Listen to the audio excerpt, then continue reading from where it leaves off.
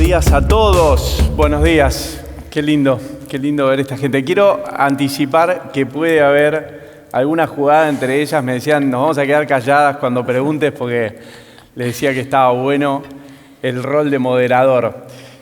Bueno, buenos días a todos. Ahí tenemos el barrilete remontado. Y para tener el barrilete arriba y ver oportunidades, por supuesto, tenemos que entender qué está pasando, ¿no? O sea, para ver oportunidades tenemos que entender de contexto, tenemos que entender qué está pasando en el mundo.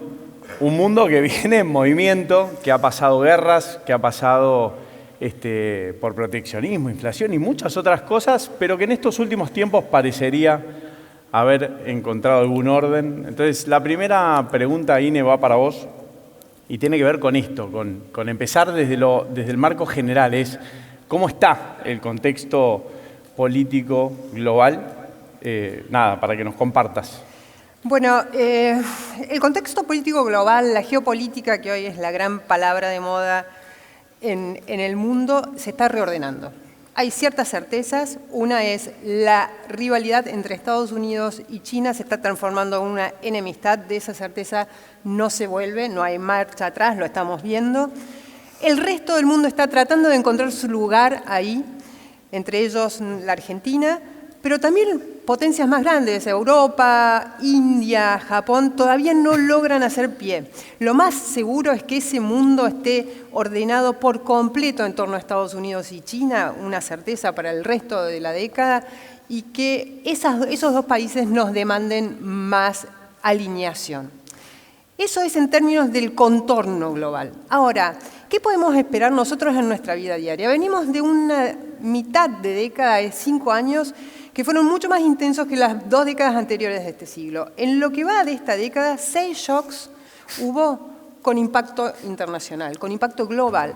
Algunos fueron productos de otros, la pandemia, la disrupción de las cadenas de suministro, la invasión de Ucrania, el precio de la energía y el shock sobre la inflación global, el 7 de octubre y el realineamiento de Medio Oriente y finalmente la vuelta de Donald Trump a la Casa Blanca y fundamentalmente su política comercial con el resto del mundo. Son shocks que lo que hacen es mostrar un mundo muy en movimiento. Y otra cosa muy importante, son shocks que son, el otro día hablábamos, son electrocardiogramas.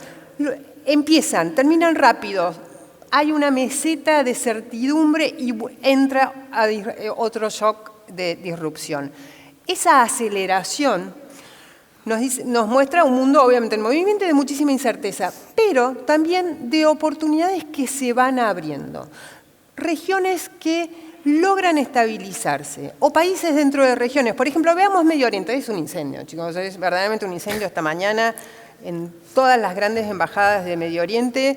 Básicamente lo que se hablaba es de la inminencia de un ataque de Israel a Irán por su plan nuclear.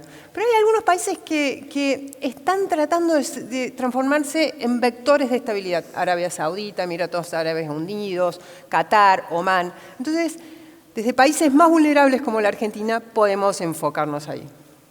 Buenísimo. Que es efectivamente así, ¿no? Movimientos muy rápidos como para poder, digamos, reaccionar y tomar oportunidades de esos momentums, ¿no? Mary, pregunta para vos. ¿Qué vemos desde Latinoamérica a este contexto que contaba Inés recién?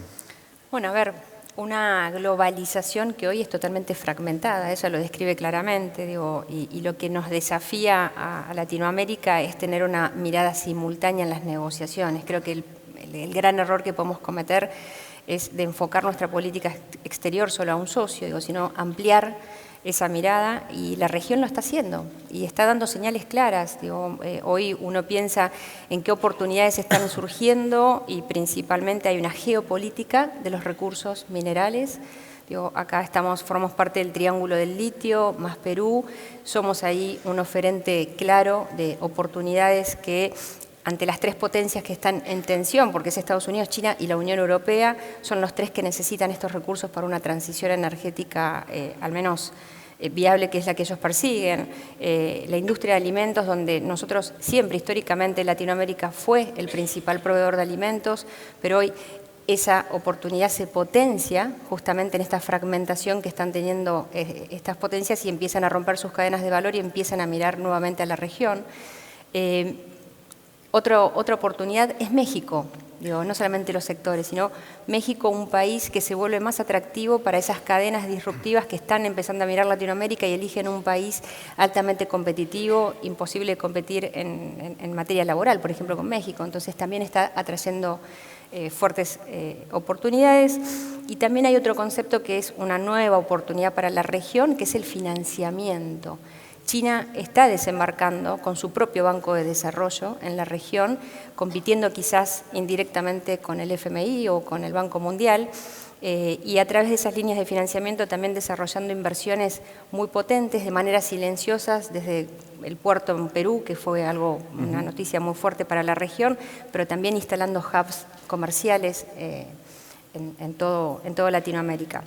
En términos generales, y bueno, y no olvidarnos también de la energía, ¿no? Un sector en el cual ahí estamos Argentina, Chile, Brasil, digo, países en los cuales hay una gran oportunidad. Si bien los sectores son y existen y nos generan a nosotros la posibilidad de tener otro tipo de relacionamiento, no alcanza si no nos planteamos el desafío, insisto, de negociar simultáneamente. Chile lo está haciendo, Chile está negociando con Estados Unidos, renegociando, pero también está eligiendo y mirando el sudeste asiático y países de África, Brasil lo mismo. Entonces, creo que el gran desafío que tiene la Argentina para aprovechar esta oportunidad es de mirar a otros socios en este momento. ¿Y Argentina en particular? Bueno, recién mencionábamos sectores que en casi todos estamos, menos en el caso de la competitividad que tiene México para instalar grandes empresas. Argentina se le suma un sector y una industria que acá creo que es la protagonista también, que son los servicios basados perdón, en el conocimiento, digo, una industria que, yo digo en términos personales, a veces silenciosa, pero que tiene una potencia, digo, en nuestra agenda argentina y que claramente se nos abre también una gran puerta para estas nuevas industrias que empiezan a moverse mucho más activamente en la región. Argentina sigue siendo y puede ser mucho más una propuesta de valor agregado. Ahora, tenemos desafíos. O sea, que tengamos esos sectores no nos da por ganado absolutamente nada. Tenemos desafíos, tenemos la ventaja y la desventaja de un país enorme, grande, geográficamente, con una diversidad de recursos naturales y humanos espectacular. Ahora, tenemos el gran desafío de mejorar la infraestructura logística, tenemos el desafío todavía de seguir armando nuestro marco regulatorio en la promoción de inversiones y bueno, insisto, una diplomacia también activa. Y cuando digo diplomacia activa, no solamente imaginarnos a la Cancillería, que obviamente es su competencia primaria. Nosotros somos embajadores de la Argentina. Cuando viajamos, cuando traemos clientes, cuando salimos a buscar clientes, y eso implica hoy movernos más rápido. Sin dudas, ¿no? No, y aparte, digamos, empezar a verlo, porque también hay un tema cultural, ese momentum también tiene que ver con que nosotros estemos buscando constantemente. Sí, es ya. El otro día, hablando y preparando, hablábamos de las burbujas, ¿no? De las burbujas geopolíticas y oportunidades. Ine, ¿qué pensás de esto?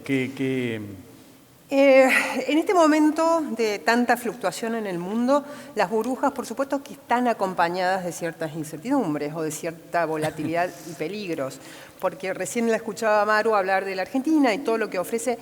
Si uno mira desde afuera a la Argentina, vemos un país, solo los números, que este año va a crecer más del 5%, lo acaba de ratificar el Banco Mundial, 5,5%. Muy pocos países en el mundo van a crecer tanto, es más, vamos a crecer más que China. Espectacular. Pero nosotros de acá decimos eso, sí, pero todo lo que vos enumerabas, Maru, de nuestras probables vulnerabilidades. Todas las burbujas que vemos tienen vulnerabilidades, pero hay algunas que son más marcadas que otras. Por ejemplo, lo que mencionaba en Medio Oriente. Si vamos un poquito más a Asia, hay ciertos países que son una obviedad.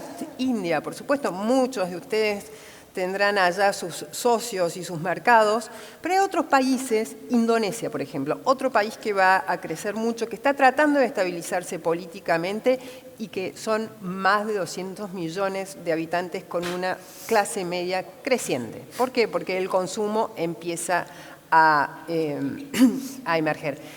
Y nos queda también la duda de China, creo que lo hablábamos en las reuniones preparatorias, Agus. ¿Qué China podemos esperar? Y ahí también tenemos una interrogante que a mí me da la sensación que es una interrogante de signo positivo. ¿Por qué? Lo que estamos viendo es un gobierno muy activo, obviamente en el fortalecimiento de sus mercados externos, porque tienen una sobrecapacidad manufacturera y necesitan exportar, sobre todo digamos, cuando se les cierran los mercados norteamericanos. Pero el gobierno también apuesta a la demanda interna. Viene apostándose mucho, a veces lo logra, a veces no logra animarla.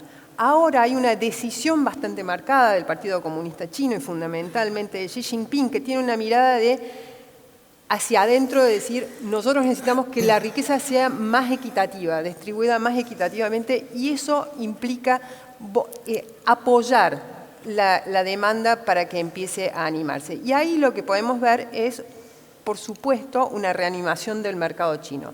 Va a ser este año, muy probablemente no ya, probablemente hacia fin de año, pero seguramente el año que viene, y por eso las proyecciones de crecimiento de China empiezan a subir, sí, ahí vemos una reanimación con estas políticas de estímulo público de China. Espectacular. ¿Cómo Argentina puede hacer catch-up, ¿no? de esas burbujas? A ver, si uno piensa en China... No, lo pienso hasta por las pymes, digo, o sea, sí. pensándolo... Digo, yendo bien a la gestión, ¿no? Digo, total. como a hablarle digo, a aquellos sectores que tienen una oportunidad inminente. China siempre ha sido una oportunidad para la Argentina, es un socio estratégico, es un socio que nos demanda y que no tiene techo, no tiene límite, el límite lo pone la política. Entonces, creo que si hoy se define el rol de China en la agenda del gobierno del presidente Milei, creo que se pueden abrir puertas que hoy todavía Argentina claramente no aprovechó. Digo, nosotros en su momento abrimos el mercado de la carne y las exportaciones se multiplicaron y otras economías regionales donde empezaron a llegar a un mercado en donde no existe el límite. Lo que sí creo que hace falta ahí, insisto, una presencia, una promoción y una agenda estratégica desde el punto de vista comercial.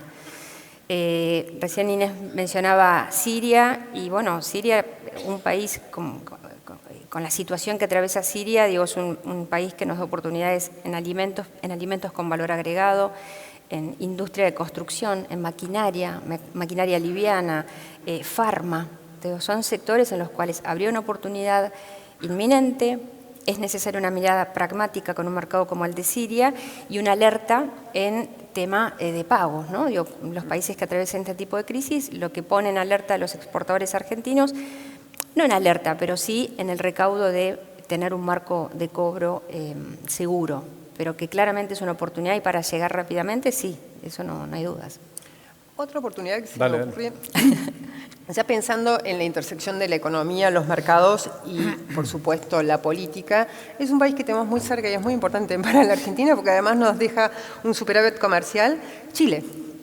Chile este año tiene elecciones, vuelve a crecer precisamente por China, porque la demanda en Chile se está reanimando porque China volvió a subir sus demandas de cobre, porque sobre todo para la industria tecnológica, y por lo tanto vemos un Chile que empieza a reanimarse, sus proyecciones de crecimiento son las mayores para los últimos años, y este año tiene elecciones y muy probablemente vuelva a la derecha. Hay que ver si es la derecha más extrema, si es la centro derecha la que se impone, ahí es probablemente donde veamos algún tipo de cortocircuito, pero muy probablemente veamos el Chile de las décadas pasadas ahí. Y eso creo que es para estar muy atentos, sobre todo porque ha sido un socio comercial muy confiable para la Argentina. Un tratado de libre comercio que tiene características que no tiene ningún otro con Argentina, porque realmente es arancel cero para todos los sectores, una actualización de ese acuerdo que incorporó disciplinas nuevas, esta actualización se hizo hace un par de años, y una oportunidad que todavía los argentinos no aprovechamos de todo con Chile, que es la puerta de entrada a Asia. Ellos tienen acuerdos con todo Asia, entonces pasar a través de Chile o la asociación y el esquema de integración inteligente con Chile nos permitiría llegar a un mercado infinito, que estamos hablando de Asia, o sea, no solamente de China. Latinoamérica jugando junta, ¿no? En equipo. Me encanta. Es un tema, Latinoamérica jugando junta es algo que no vemos desde hace mucho tiempo. Sucede en el mundo, ¿no? Uno de los grandes desafíos del mundo es volver a encontrar formas de solucionar sus problemas. Los shocks, estos 6 shocks de los últimos años fue porque las potencias y los países más periféricos no han logrado ponerse de acuerdo para resolver el tema. Los vemos en las guerras, no hay procesos de paz. Ahora, América Latina tiene todo, no tenemos guerras. El gran problema nuestro, que es el crimen organizado, de cierta forma está empezando a contenerse la violencia, caen las tasas de homicidios, por ejemplo, eso es una señal bastante positiva. Entonces, ahí hay una enorme oportunidad. Depende, por supuesto, de la decisión estratégica de sus gobiernos. Bueno, hicimos el repaso, ¿no? General, oportunidades, momento, una mente que busca oportunidades y capitalizar, la Argentina en el mundo. Acá, bueno, Silvia lo decía al principio, ¿no? Tenemos los futuros líderes y futuros 1000 líderes de la Argentina.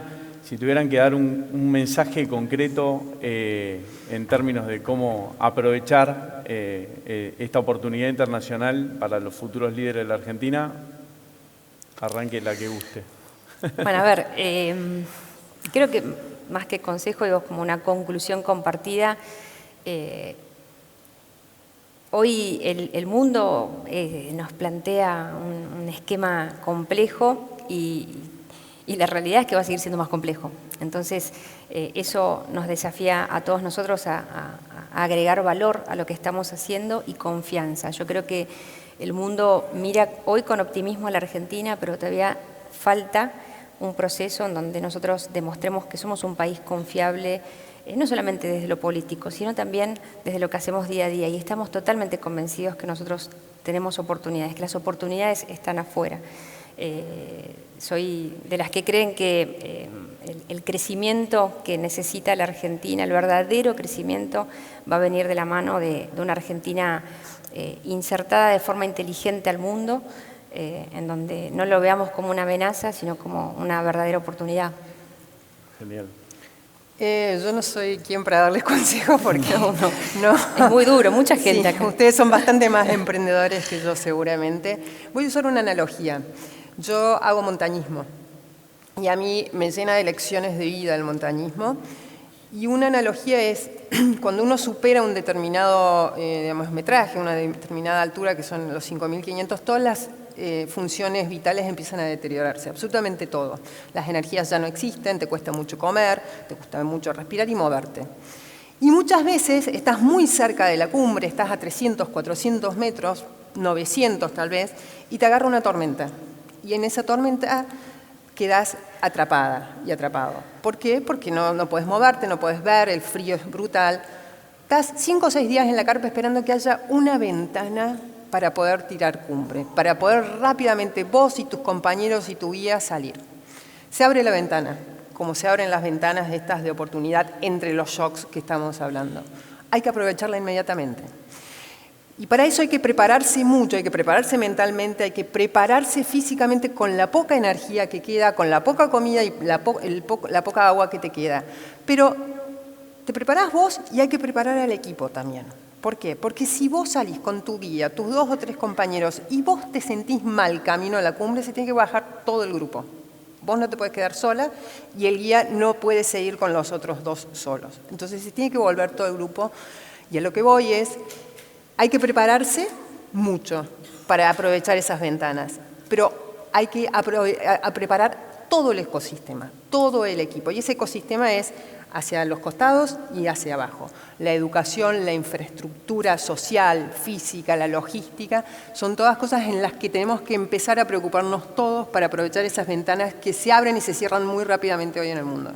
Gran mensaje, solidaridad, y la Argentina sale a flote toda junta como un equipo, como un ecosistema. Muchísimas gracias a las dos, gracias por el tiempo y seguimos con la agenda. Gracias.